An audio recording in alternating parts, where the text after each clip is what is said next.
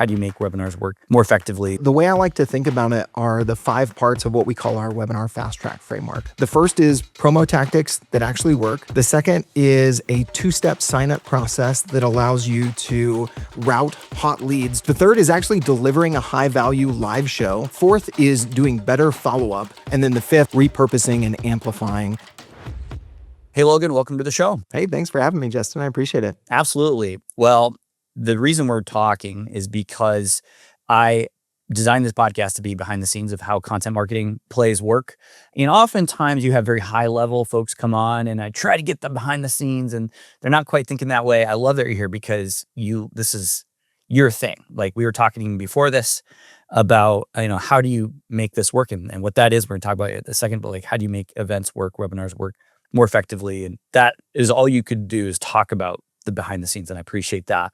Very similar to how I run my business. So before we dive in, what would you say is your claim to fame as a content marketer, as a marketer in general? I would say my most recent claim to fame actually starts with a colossal failure.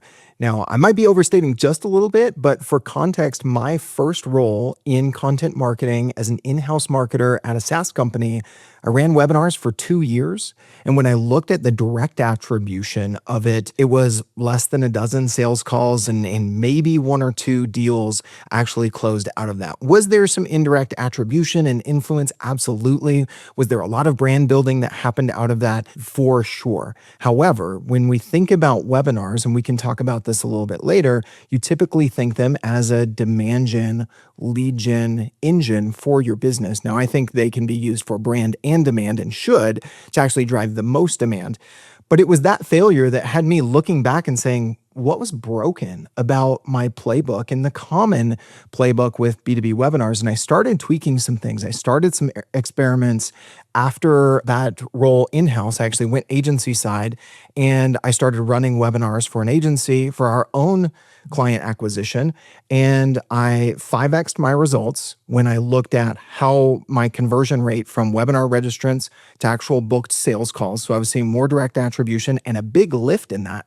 So much so that webinars became our second highest channel for new client acquisition for the agency, only behind word of mouth and referral, which is always going to be up near the top, if not the top that you can't unseat for as far as agency new business. Well, this is fascinating to me because you would not imagine that online events, webinars can be effective anymore. I'm sure you get pushback from folks, right? Yeah, absolutely. I mean, I think people look at, okay, everybody started doing webinars and podcasting during the pandemic. In 2020, when the pandemic hit, I was 2 years into helping lead a podcast production agency by the name of Sweetfish. And a lot of folks at that point were pivoting to more digital channels, either podcasts and or webinars. And it was kind of a wake-up call to a lot of folks. And people look at that of, okay, well, it's kind of fallen off since then. There's maybe been some podcast fatigue or webinar fatigue. But I've just seen that they can still be very effective channels if you get away from some of the dead ends that are typically built right in to the typical B2B webinar playbook, which we can talk about some of those. But I think webinars in particular, there is something about this current moment, even though we're not in the midst of a pandemic, we're seeing a lot more content that is generated by AI. And I'm not anti-AI, I'm anti-AI slop for sure, like a lot of marketers probably listening to this. But I think people are looking at a lot of content in their social feeds and saying, is this real? Did this person write this? Is this regurgitated? And while webinars aren't live and in person, they do have that live, interactive, I'm asking my question in the chat of a human who's an expert who is live on camera. And I do think that plays into the current environment that we're in, a little bit different than back in 2020. But I think there's something about this current moment in the market where webinars can be even more effective. Yeah, that makes sense. I think where we're headed exactly aligned with how you're thinking, because you're right. Even this morning, I was on LinkedIn and every post I read, I was like, this tastes like AI. This tastes like AI. Whether they used AI to generate it or we're starting to write how we read, which is a whole concept no one's talking about, is like if everyone starts writing like AI and humans read that, that's how humans start writing as well. So whether it was directly from AI flavored, or because that's just what they've been reading, that's what they're writing. That was the first time I've run into that in my feed, where I was like, almost everything is from an AI, and or AI flavored, as I said, and it was very discouraging. There's also an aspect of just trust right now. For anybody watching the video version of this podcast, you can see not only do I have a podcast mic just like you do, because I host a lot of webinars and podcasts, as you would imagine. My camera quality and lighting, I've invested in my studio. I need a little background touch, like you've got that warm light in the back, by the way. But I've actually found I was live on a webinar and someone asked me, Logan, are you using an AI avatar or are you really here? And I was like, oh my goodness, this is the world that we're living in, that even when I am live and on video, there's still a little bit of this distrust. And so I think that actually kind of proves that point we were talking about a few minutes ago. Yeah, and that's a whole rabbit hole we could talk about, right? I could talk about that, and why video and things like this we're talking about are table stakes. But I did want to ask that question to kind of establish the context and kind of objection I think a lot of people have, like, webinars, what's this all about? So without further ado, can you walk us through, you learned a better way, can you walk us through kind of what does that look like for maybe you can start with the mistakes you've seen and then address them, and maybe how you built it differently. But just go ahead and tell us, if you don't mind, like, what makes this work? What makes your system work over the traditional route? The bad news is there's no one silver bullet that I think is going to completely change the game for your webinars. But I kind of looked at the different parts of running a webinar program, from promotion and planning to production and repurposing, and looked at all of the things kind of along this line and thought, well, if I can tweak here and get 10% more output, if I can tweak here and get 15% more, pretty soon I may be able to get a total 50% increase or double my output. And so the way I like to think about it are the 5 parts of what we call our webinar fast track framework. The first is promo tactics that actually work. The second is a 2-step sign up process that allows you to route hot leads directly to the next step. That's probably my biggest unlock. The third is actually delivering a high value live show. Because like I said, that live element is something that gives webinars a bit of an advantage over other types of content in this current moment. Fourth is doing better follow-up. And that actually ties to the second step of how you can use your registration flow to do more personalized, prioritized, and segmented outreach to the folks that register for your webinars and not treat everybody the same. And then the fifth, I'm sure you will love, and especially what you and your team do with video, Justin, is repurposing and amplifying. We recently surveyed over 250 B2B marketers, and over half of them said that repurposing content from their webinars was important, but that they didn't have a systematic, repeatable process in order to do that. So it was a little bit of kind of talking the talk, but not walking the walk. And I don't fault anyone for that. I've been in B2B marketing for 10 plus years, and I know that we're pulled in a lot of different directions. We have a lot of competing priorities, and bandwidth is always an issue. So it comes down to creating a system to make that actually doable so that we can execute on the things that we know we should be. So of those 5, I'm curious, Justin, which one kind of piqued your interest thinking about it from as an outsider on the webinar piece? Great question. They're all very interesting to me, especially that last one, but they're all, I want to go to the first one actually, because I would start at the beginning. The non-traditional or non-intuitive promotional methods for webinar. What have you done, and how did you even get to that point? Webinar programs that we've surveyed are suffering from what we call the registration rut. Maybe they have decent conversion out the other side. Delivering a high value live show isn't tough for them, but they just can't get enough new people, net new audiences to register, let alone attend their webinars for the math to actually math, and for them to have enough to be able to convert for the funnel to work. And the core problem I've seen here is fairly simple. Most people are using 2 tried and true channels and tactics to promote their webinars: email and social. However, what they're doing really isn't getting them in front of the net new audiences enough to where they have enough at bats to actually register and get more net new audience members into the funnel. So those 2 channels I'm talking about are email and social. So email, they're emailing their existing list, which I understand. Actually, email is one of the best channels for converting people into webinar signups. But if you're emailing your existing list, you're not reaching net new audiences. And the second is social. And there's two kind of challenges with this is we run the same thing and we run it the same way. And what I mean by that is we all have the exact same Canva templates with the little speaker bubbles and a lot of information about where the webinar is being hosted and the time and the date.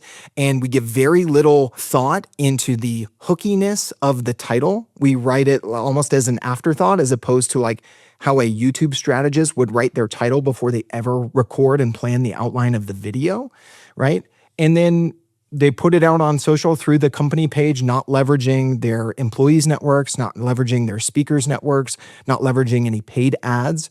And so we've actually found that even if you still just stick with those two channels, there are some unexpected ways you can use email and social to drive signups. I imagine there's a lot of testing and trying for you with your clients when you've done this. Has it been like out of the box, here are the things we're going to do? Or do you actually have a conversation through every one of those? You know, for someone listening is thinking, well, are there some things, you know, like the title, for example, that sounds like I can just do that. And let's add that to the SOP. But are there any other items on that list with channels and promotion wise that you're like, yeah, definitely do these things as well. And the rest of these are subject, you know, to interpretation? I would say it's a little bit of a mixture of both. So I'll share maybe 3, 4, or 5 tactics that I think you should be adding for your email and social strategy that are probably going to work. Now, with most clients, I kind of bring them these strategies and then we look at their market, their existing efforts, those sorts of things. And maybe we dial one up and one down a little bit, or we find that after running a quarter of webinars, one of these tactics is really driving more. And so we'll double down on that, those sorts of things. So for social, the first thing I would recommend is think about writing your title and your landing page copy the way that a YouTube strategist would write their title and their video description. And then third on that list is, instead of those boring graphics, we've actually brought in a YouTube thumbnail designer so that we basically, I give him the title of our webinar and I say, hey, design this just like you would a YouTube thumbnail. And we find that we can use that on the landing page. We can use that for social posts. We can use that on the LinkedIn event page. There's so many places you can use that and use it to drive more conversions. Now, question for you on that. Any pushback from these clients about the brand and the look and the fonts? A good YouTube thumbnail is not exactly known to fit the mold of a good branded item. How do you navigate that? Yeah, I would say I wasn't very good at navigating it in my past failures because for the webinar series I was running previously when I was in-house, I got that exact push back from our internal design team who were really great at design, but there was always this like, well, the logo needs to be there, the branding needs to be there. And on YouTube, that's not going to drive any clicks. If you want to have branding, kind of around the video, in the lower thirds, those sorts of things, that's where those elements are. So I would, if you're getting pushback from a client or from your internal design team or just internally yourself, maybe give yourself a little bit of that trade-off of, I'm not going to go heavily branded on the thumbnail, but there are other elements where I can still keep that brand consistency where it's actually going to make sense and not hurt me. This is good on the promo side. Anything else that you think is a non-negotiable for the promos now that you include with every client plan? Here's some things to think about. Yes, put out a LinkedIn post or several from your company page. Think about the graphics, go with a YouTube style or any sort of, more engaging, hooky piece of content that can draw people in. But secondly, leverage your people. So, don't just post it from the company page. If you have individuals, especially if they're speaking on the webinar, to post about it as well.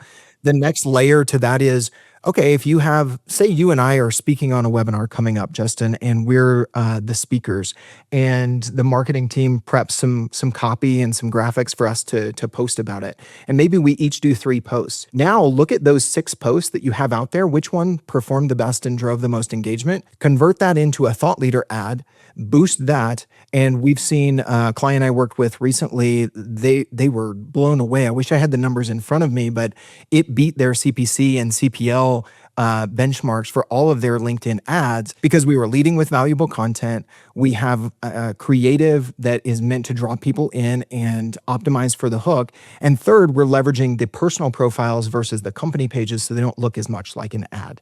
So that's something that we're always doing. And I'll give you one more pro tip for LinkedIn that is very easy. actually costs you nothing. So if you have no LinkedIn ad spend to use, do this. List your webinar as an event on your LinkedIn company page. Even if you're not live streaming it, a lot of people don't know this. You can just list an external event, quote unquote, as a LinkedIn event and have a link to the landing page. But the most important thing here is you can list your speakers as speakers on the event. And when they go to that event page, they have the like repost to my feed or send this event in a DM that everybody sees. But you unlock a new button for them listed as a speaker that says invite. And that allows them to send 1,000 event invites per week to their first degree connections. And oh, by the way, LinkedIn keeps track of who you've invited and who you haven't. And it allows you to filter them by geo and by industry so that, for instance, if you have 12 speakers at a virtual summit like we did a couple weeks ago, now I've got the potential to reach 12,000 people a week across those dozen speakers without any ad spend and really not a whole lot of time investment either. Yeah, that's a great one. I've done 13, maybe 14, 15 LinkedIn Lives now as the time of recording in the last year. And it's super underrated. I'm so surprised how many people aren't aware of that. And note to our listeners, you have to do it from a LinkedIn company page. No, you can't get that from a personal one as well. You can, but that actually leads me to another one on the pros and cons of listing it from a personal page and a company page. I tend to always optimize towards the personal, just like the posting strategy I was talking about a few minutes ago. However, one of the things you can do when you list your event on the company page that you can't do on the personal is activate a LinkedIn registration form, which basically is like a lead capture, lead gen form that you would do on a lead conversion focused LinkedIn ad. And the benefit of that is you can actually set up a Zapier, or if you use Make or something like that, to say when someone registers and they fill out that form, push them into Zoom or to Riverside or whatever tool you're using for the webinar, and you can get them into your flow and pushed into your CRM so that you don't have to download that registrant info or only get them registered on LinkedIn. So there's more details to that, but that is an important point. So I'm glad you brought that up. So promo stuff, super fascinating. It makes sense.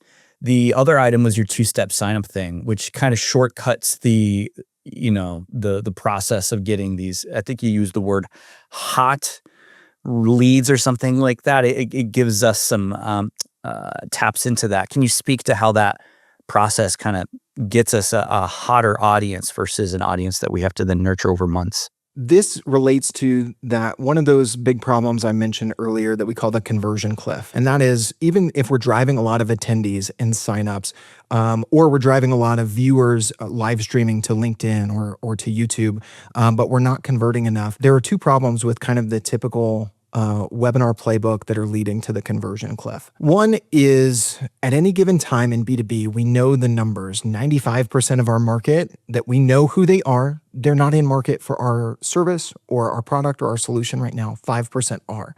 Yet with most webinars, we're treating everybody the same. Register for the webinar, try and get them to attend, and then send them a bunch of follow-up emails that they quickly ignore, right? So that is the first problem, is we're treating them all the same. And we either burn the bridge with the 95% trying to be too aggressive, or we miss the 5% because they're so few and far between, we're not giving them a clear path to conversion. And then the second piece is, just with webinars, the average across all of those attendance rate is about 35 to 40%. So if you look at your conversion being based on the live show or post show, then you're missing 60+% of your audience to get in front of that 5% that you're kind of weeding through the needle in the haystack to find who are those folks that are in market. So to solve all of that, the conversion cliff and the different ways that shows up, is we take advantage of an opportunity where people are showing interest and take advantage of that momentum, which is when they sign up. So that's why we call it our two-step sign-up process. So we talked about dead ends a little bit before. This is one of the biggest dead ends that most webinars run, is you or I, Justin, we land on a Zoom registration page or a custom landing page for a webinar. We register. What do we see? A thank you page, right? And while it's good to thank people, that doesn't really do anything to take advantage of that moment, right? We said earlier, only 35 to 40% are going to show up to your webinar. 100% of people who sign up for your webinar see that thank you page. So all right, there's an opportunity there. So what I tested, and this led to my 5x increase in book sales calls and pipeline from webinar signups, was putting a survey instead of that thank you.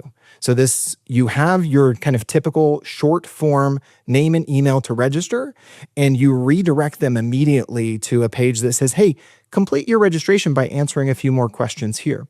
And you ask them some qualification, some discovery, and some pain point uncovering questions, usually about 5 to 8 questions there.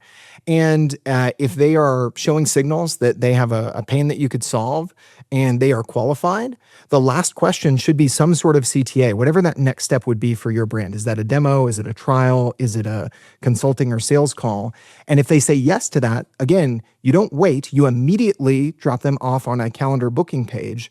And I've seen people go from 1 to 2% conversion from webinar registrant to book sales call to as high as 15 to 18% overnight by implementing this sort of two-step sign-up process. You're doing something that we do, with our events personally. We're doing it for our dialogue events, which is this idea of a survey. And I want to zoom in on that just for a moment, because you're not doing this as a lead gen form. You're not treating this as a lead. It is for lead gen, but the heart behind it is, are you capturing this? Is the idea you're capturing information to be able to use in the content in the webinar, which is something we've done. Hey, thanks for signing up. Very informally, nothing formal. Like, thanks for signing up for the webinar next week. What's your number one burning question? We can hopefully address it. Is it in that spirit? And then if they say a few things that check the boxes, you then give them an opportunity to book a call? It's yes and. So I always love to find this yes and moments instead of either or, because that's one of the questions that we ask is we'll have an open-ended question of what question would you like us to answer? We'll also have some questions that help us qualify them and see where are they at in their own buying journey. And then some questions specific to the topic, because then if they are qualified and it seems like, hey, they're actually problem aware, maybe even solution aware, let's give them the option to book a call. But also those same questions, then during the live show, you can say, hey, 60% of you, we asked between these 4 options, what was your biggest challenge with repurposing video content right now?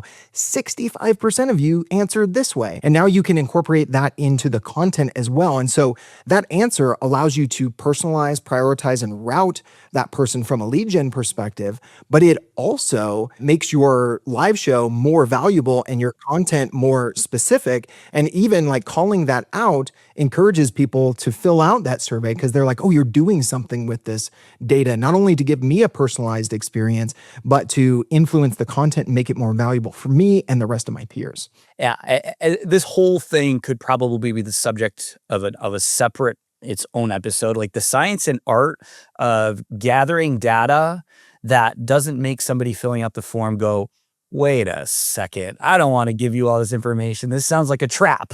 One pro tip, just to give people another kind of taste of this, is we've experimented with some language like, see if you qualify, right? In this follow-up survey, if you are going to have it more lead gen focused and less content driven, although I think you can do both, maybe you have some sort of exclusive offer. Like, if you're doing video of, see if you qualify to get 3 free video edits, or an assessment of your current video strategy, or something like that, that you only offer to folks who are qualified.